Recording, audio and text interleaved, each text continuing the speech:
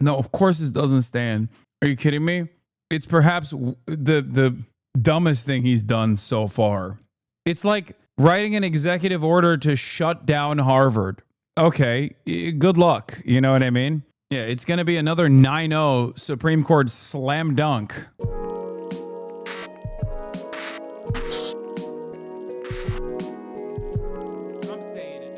We do have breaking news now. The Trump administration is just... Yeah, by the way, Trump is still doing crack cocaine on a daily basis, because while we were in the process of covering all this stuff that took place, okay, we have yet another psychopathic decision coming down from the Trump administration, which has already been blocked by a judge, but still, Trump administration halts Harvard's ability to enroll international students. The move was a major escalation in the administration's efforts to pressure the college to fall in line with President Trump's demands. And I believe they are demanding that the international students re-enroll elsewhere or self-deport. That is insane. Just revoked Harvard University's ability to enroll any international students. The existing international students there have to transfer out, and no new ones can be accepted in. This marks a sharp escalation in the ongoing battle between the White House and the nation's oldest university. CNN's Jeff Zeleny is at the White House. Jeff, tell us what's happening here. Well, Brianna and Boris, there has been an ongoing fight between the White House and Harvard University over the curriculum, over the... Under what law can he even do that? It's not like the government has that power. Does it even matter? I feel like he wakes up on one side of the bed and is just like, you know what? Today I've decided we're taking care of these Harvard international students. Like, it literally doesn't make sense. It is not even positive in any way. Like, this is quite literally harming America's future and possible national security interests, as a matter of fact. You are literally turning around and saying, oh, some of the best and brightest that have come here from all around the planet, I don't give a shit what their research is. Oh, are they working to cure cancer? Well, f you, dude. Why can't an American be doing that? It's insane. It makes no sense. It's a petty grievance that he has towards Harvard, because Harvard was like, okay, we'll follow through on a lot of the stuff you asked us about the whole anti-Semitism stuff. Under the guise of like combating anti-Semitism, we will actually change the leadership of the Middle Eastern Studies Institute. But if you keep asking for more, if you want us to do more like anti-woke shit, well, that's a bridge too far. We're going to actually fight back against that. And then Trump has been so pissed off about it that he's like revoking, I don't know, taking away all the grants from Harvard and deciding to do this now. He's on crack. Federal funding, and now over international students. As you said, this is a dramatic escalation. We are learning this announcement from the Department of Homeland Security. Secretary Kristi Noem making the announcement this afternoon, essentially giving a warning to Harvard that they are no longer allowed to admit international students. So she writes this in part: they have lost their student and exchange visitor program certification as a result of their failure to adhere to the law, she says. Let this serve as a warning to all universities and academic institutions across the country. So let's break that down a touch. She's accusing them, Harvard University. Yeah, also Chinese students paying full tuition is a pillar in the financial aid system. This will destroy university funding. Exactly.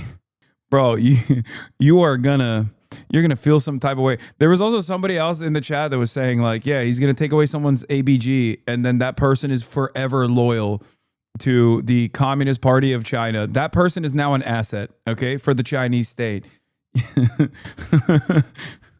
He's deporting Asian baby girls. This is unacceptable. A bridge too far. We must put an end to this right now. University of failing to adhere to the law. Of course, there were some rules essentially that were put out as a strings, if you will, on federal funding for what type of a curriculum universities could use, what type of DEI programs they couldn't have. Of course, this all stems from protests on college campuses. Harvard University is pushing back very hard at this. Just a statement coming out just a few moments ago. Like all internationals, Canadians, Israelis.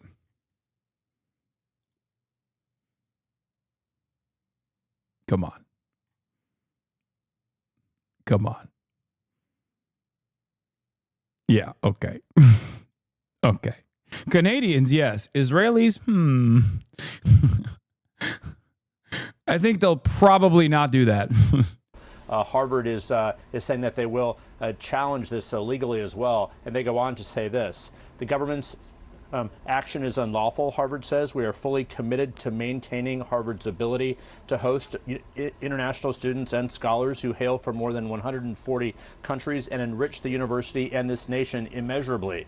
So how many students are we talking about here? Well, in this academic year alone, almost 30% of Harvard's student body were made up of international students, some 6,793, according to this year's academic record. So the government is saying that these students must transfer. We are told that they are likely to be able to transfer to another U.S. institution, not necessarily return to their home countries. But of course, this will be one of the many actions of this administration that will be challenged legally. But certainly, once again, a dramatic escalation from the U.S. government against Harvard. Boris and Brianna.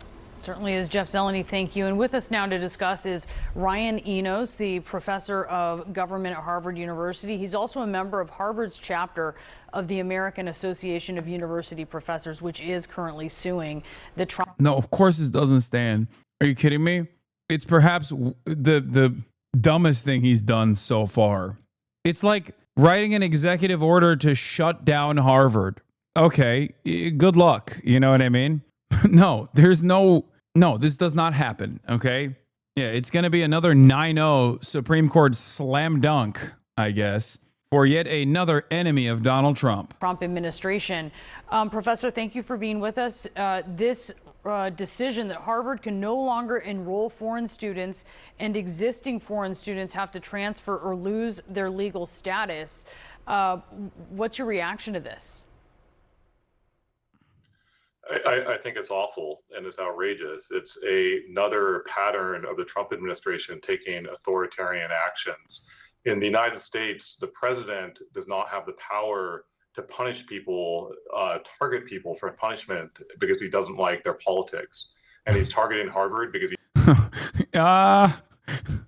Yeah, that's kind of the whole point, don't you think? That's kind of the entire... That is what he's doing. He thinks he politically disagrees with them. It's a political vendetta. And he's doing this on the back of students who were admitted to Harvard from around the world for their merit, for things that they accomplished in life. And now he's trying to punish them, to hold them hostage, essentially to try to win what he considers to be this political fight with Harvard.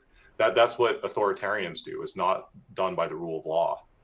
Secretary Noem says the administration is holding Harvard accountable for fostering violence, anti-Semitism, and coordinating with the Chinese Communist Party on its campus. What do you say to that? I see you shaking your head.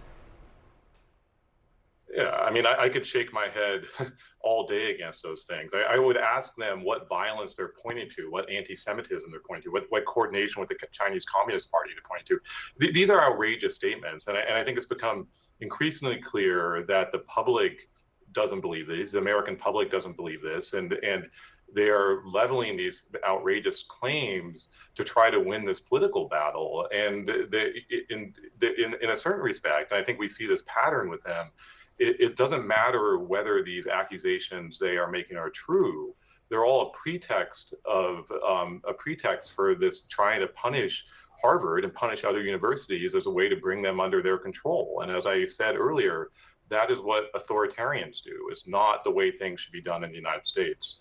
Some of this may come down to what particular free speech may be allowed, but the secretary is also citing Harvard's own report. Harvard released 2 reports last month on anti-Israel bias, and there was another one on anti-Muslim, anti-Arab, and anti-Palestinian bias, finding in part that Jewish students had faced bias, suspicion, intimidation, alienation, shunning, contempt, and sometimes effective exclusion from various curricular and co-curricular parts of the university and its community. It also found that Arab, Muslim, and Palestinian students and faculty who voiced concern over rising death tolls in Gaza and the unfolding humanitarian crisis there overwhelmingly felt abandoned, and some believed they were actively silenced by Harvard administrators.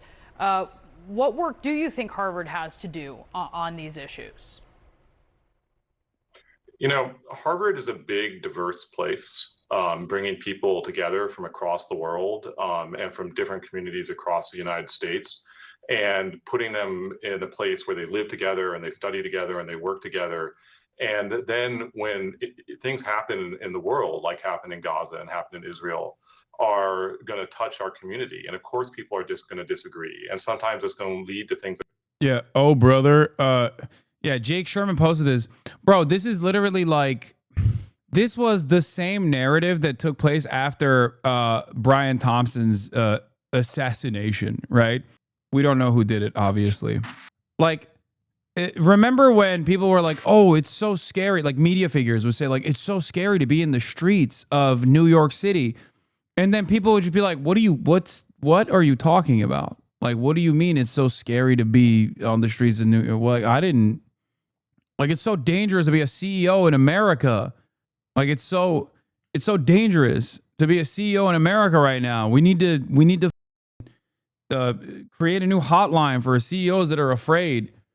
It's like, this isn't to undermine anti-Semitism and anti-Semitic incidents. Like, they do take place. But by and large, like, the idea that this is going to happen to you randomly is insane. It's like when people were, after October 7th, they were like, oh no, a day of jihad is going to take place in the Upper West Side. Like, what the are you on crack, dude? What the are you saying? It is literally a safer place for Jews objectively than Tel Aviv is, okay? Whether it is the safety and security that you have of never having to hear psytrance music, okay? That's a big point of safety, I think. Or even getting spitted on because they accidentally thought you were Christian. Like, what are we talking about, dude? What the is this shit? They gave us a day off at Google for the day of jihad. It was insane. That's amazing. Okay, but like, you know, don't look a gift horse in the mouth, okay? That's awesome. Like, you get a day off, a paid day off from work because the day of jihad is taking place.